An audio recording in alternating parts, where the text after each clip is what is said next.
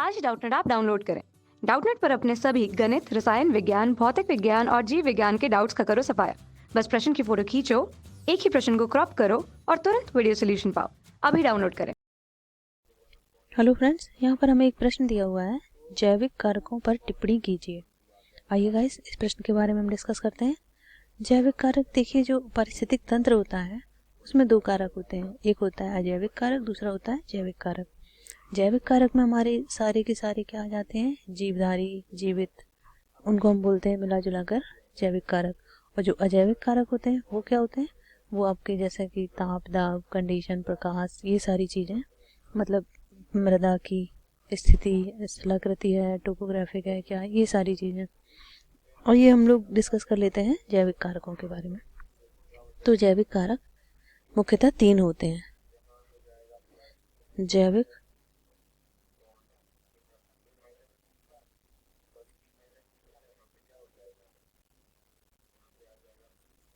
जैविक कारक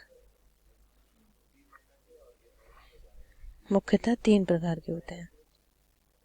मुख्यतः तीन प्रकार के होते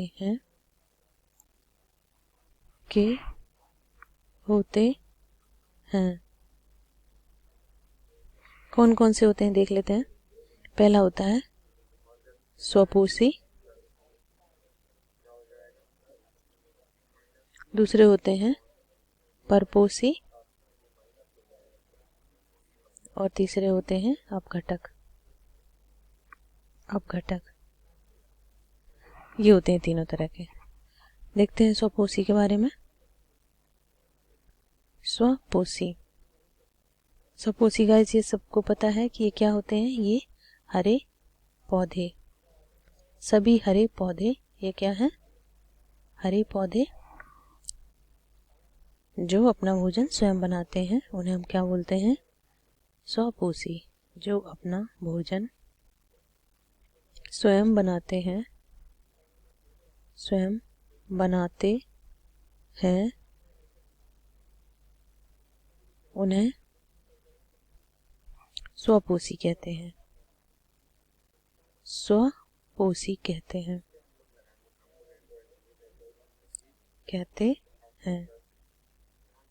ये हो गया आपका स्वपोषी।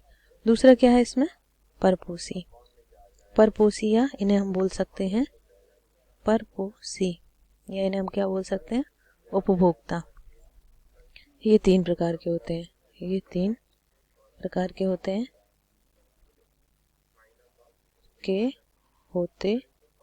हैं। देख लेते हैं कौन कौन से। प्राथमिक उपभोक्ता,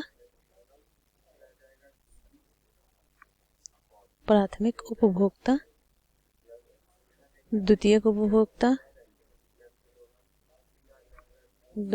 उपभोक्ता और क्या है, तृतीयक उपभोक्ता। देखिए प्राथमिक उपभोक्ता क्या होते हैं, ये पूर्ण रूप से शाकाहारी होते हैं। ये क्या होते हैं, शाकाहारी। इनका उदाहरण देखिए क्या होता है, इनके उदाहरण हो जाएंगे जैसे गाय, बकरी, ये सारी चीजें, गाय, बकरी, खरगोश, टिड्डा, ये सारे, ठीक है। अब दूसरा देखते हैं, द्वितीय उपभोक्ता, ये मांसाहारी होते हैं। क्या होते हैं, मांसाहारी। इनका उदाहरण हो जाएगा,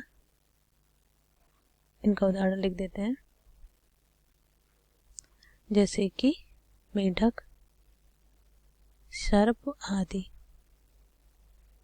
अब गाइस ये देख लेते हैं तृतीय उपभोक्ता, ये भी मांसाहारी होते हैं और इनका उदाहरण है, ये एक दूसरे पर निर्भर करते हैं। इनका उदाहरण है जैसे कि बाज, बड़ी मछलियां आदि, बाज, कछुआ, ये सारी चीजें, ठीक है। तो ये हो गया हमारा परपोषी। अब आ जाते हैं अपघटक पर। तीसरा क्या था, अपघटक।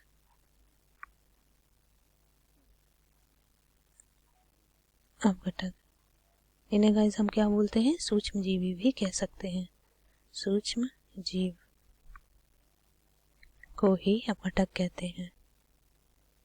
को ही अपघटक कहते हैं। अपघटक कहते हैं। इसके एग्जाम्पल क्या हो जाएंगे, इसके सारे उदाहरण हम लिख देते हैं यहाँ पर। ज़्यादातर क्या होते हैं, मेजॉरिटी ऑफ फंगी, मतलब जो कवक होते हैं वो ज़्यादातर होते हैं, क्योंकि कवक मृतोपजीवी होते हैं। और जीवाणु, कुछ जीवाणु भी होते हैं ऐसे